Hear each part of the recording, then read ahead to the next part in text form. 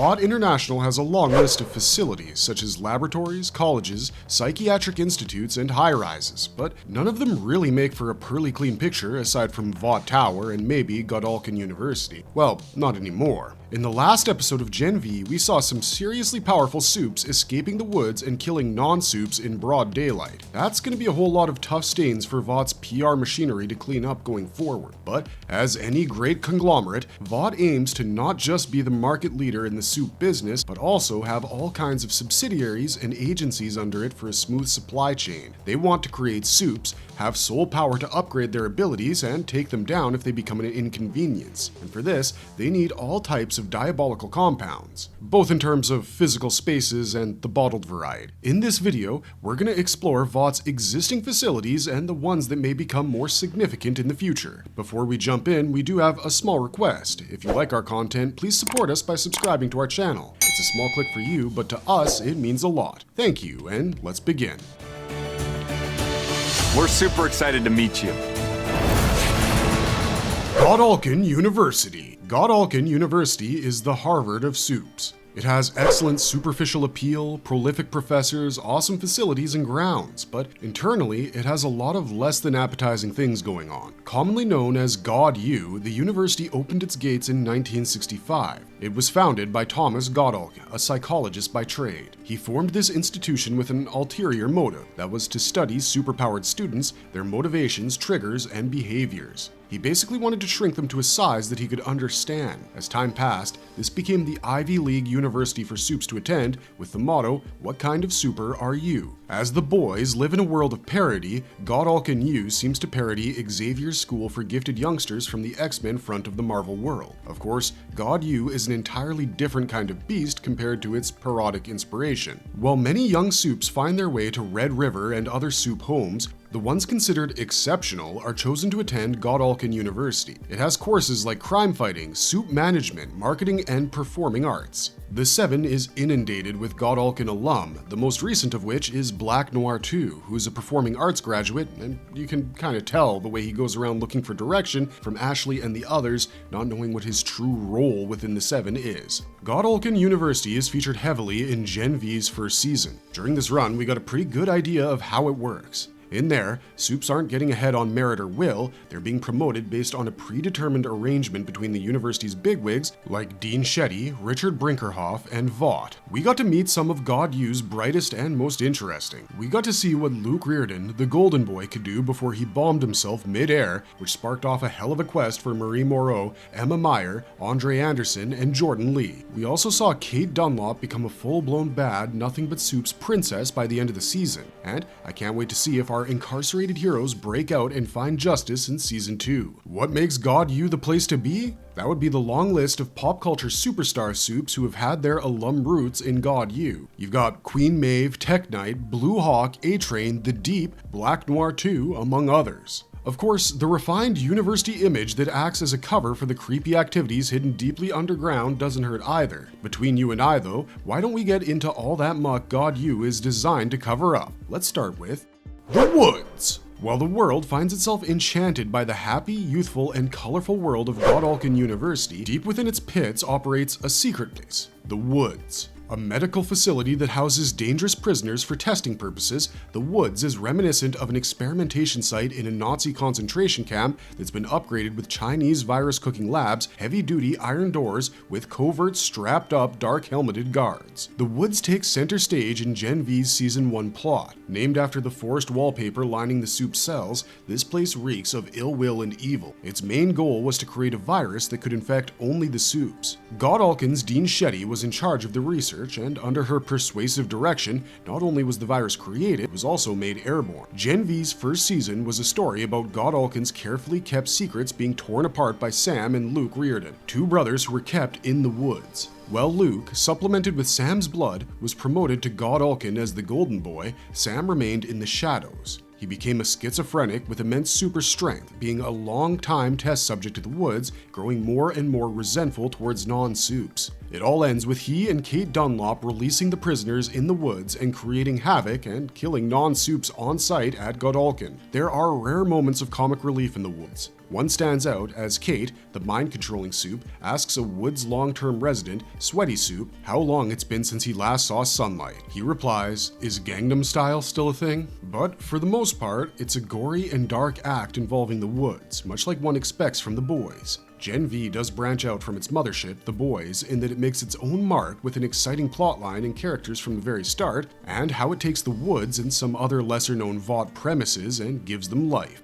Red River! Red River Institute is an orphanage for Soups. By season 4 of The Boys, we know all too well that some of the young ones can't control their powers. Who needs a reminder of Ryan slashing out his mother's throat with his heat vision? Well, not all kids have resourceful Soup dads who live in killer apartments up in the Vought Tower either. So these poor souls, who end up killing their families with a slip of their powers or are otherwise abandoned by them, end up at Red River. Red River isn't at the top of the heap when it comes to scarcely functional children's homes. I mean, most of these kids have undying trauma they carry out with them until after they've moved out of there. Gen V opened with Marie Moreau reliving the accidental massacre of family by her own uncontrollable blood-manipulating powers while she's living at the Red River. Victoria Newman, who is now vying for presidency in The Boys, is also a former resident of this facility. Myra! At the very beginning of the TV series Gen V, we catch Marie spying on a kicking and yelling teen being bound by white-masked, lab-cloaked men and taken into an Myra van. It's one of those Vought facilities that finds only fleeting mentions on air. What we gather from the first episode of Gen V is that it's like a problem child dump for Soups. It's used by Red River and Godolphin U as a place to relocate the troublemakers. Though we haven't been privy to what happens behind closed doors in Myra, it's implied that it's a dreadful place where Soups are mistreated and held as prisoners forever. Fan theories suggest the same, that this is where Soups are tossed out when they go off, like when they're no willing to take directions from the Vought ecosystem. There's also quite a lot of buzz about where Marie ends up after being knocked out cold by Homelander. She is in captivity with no doors in sight, along with her friends, Andre, Jordan, and Emma. They could well be in Myra, or on an off chance, Grace Mallory could have saved them, and she's got them in a crazy safe house. Where do you think they're being held? Any fresh thoughts on that mystery home? Sage Grove Center. With the facade of a mental institution located in Pennsylvania, Vought operates Sage Grove Center specifically to test the effects of its new drugs as well as Compound V on adults. For lab rats, they've got Soups, the unstable kinds, or really any that you might feel aren't famous enough to be a threat. From The Boys Season 2 episode titled The Bloody Doors Off, you'll recall that this facility was Stormfront's baby under Edgar's flagship. Mother's Milk, Frenchie, and Kimiko sneak in and watch Lamplighter executing Tim with his fire trick. Later, thanks to them, a bunch of Soups with unstable powers are turned loose. Sage Grove Center is credited with creating Temp V. You know, that green stuff Butcher was popping like M&Ms? Some of the patients that were lodging here were Cindy, Love Sausage, Tim, and Gen V's Sam Reardon, who was later transferred to the Woods. And we've got to mention the lady Soup in Sage Grove who had everyone's attention for a hot minute there, Cindy. With her dominant telekinetic powers, Cindy crumpled the cell doors to release the Soup imprisoned within, causing chaos and bloodshed. The actress, S. Hodelmoser, played this chilling character to perfection and stole the show for Cindy, who fans still wonder about and hope to see more of in Season 4. The place feels like a parody of DC's Arkham Asylum, but in a completely upside-down way. Instead of the cuckoo villainous kind being confined by sane staff, it's sane people being caged by the cuckoos here. Next on our list is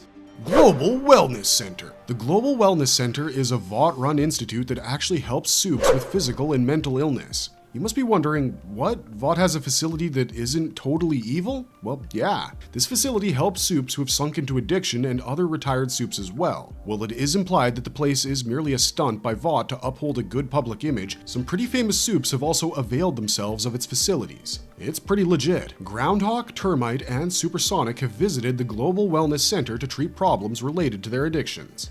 Vought Tower. The Vought Tower is where it all began, and if we're being poetic soothsayers, where it's all gonna end. I mean, if Homelander and the rest of the Seven aren't brought to their final judgment in the impending Season 5 anywhere but here, it'll be the biggest anticlimax of the year. Even though if the comics are taken for direct inspiration, it'll probably happen in the White House. The Vought Tower, which adds its distinctive sparkle to the Manhattan skyline at night, acts as the epicenter of all the malicious stuff the monopolizing force that is Vought International conjures up every day. It's an iconic building that houses the Seven, Vaught's CEOs, such as Stillwell and Edgar, and the Big Cheese in general. It currently houses A-Train, The Deep, Firecracker, Sister Sage, and of course Homelander in some of the most beautiful and lavish apartments we've ever seen. The tower had some satirical likeness to the Avengers Tower, but you let us know if you think it's based on something else. The Seven's apartments and headquarters are on the 99th floor of the Vought Tower. In fact, when we think of the Seven or Vought, the image that immediately pops into our minds is their large open meeting room with the big V table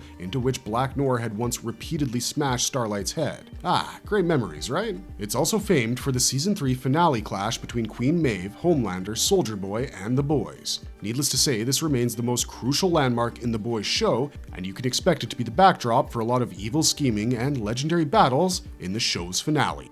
Marvelous verdict! While there are many little covert facilities where Vought carries out its dirty work that we know nothing of and can only speculate about, like what was that eerie lab Homelander laid waste to when he went digging into his past in the latest season of The Boys? Or where did Marie Moreau and her friends end up at the end of Gen V's maiden season? There are a lot of places that we know have contributed to the corporation's rise, and they're not exactly 5-star living. There are so many soups around in the Vought world, and so few find a happy ending that Vought has to try to control the damage as best they can by housing these free agents someplace safe. And by safe, we mean in facilities where their instabilities will not be exposed to the world and where they can yet be useful for Vaught's plans. This can get you thinking. People at large must be somewhat aware of the issues with soups by now. I mean, the mommies and daddies of soup kids keep disappearing on the regular. Even adult soups like Tim and Sage Grove go missing forever. It's gotta have some tongues wagging. How are the people not in on this soup glass house yet? Well, the Boys' world is dramatic and subversive in its ways. As for most of these diabolical facilities, rest assured, after number 4, we have one more season of The Boys to go, and probably a few more of Gen V. There's still time for these secret bases to find their track within the plot, and then come crashing down in unison with Vought. That's it for us, but thanks for watching, stay safe out there, and have a marvelous day.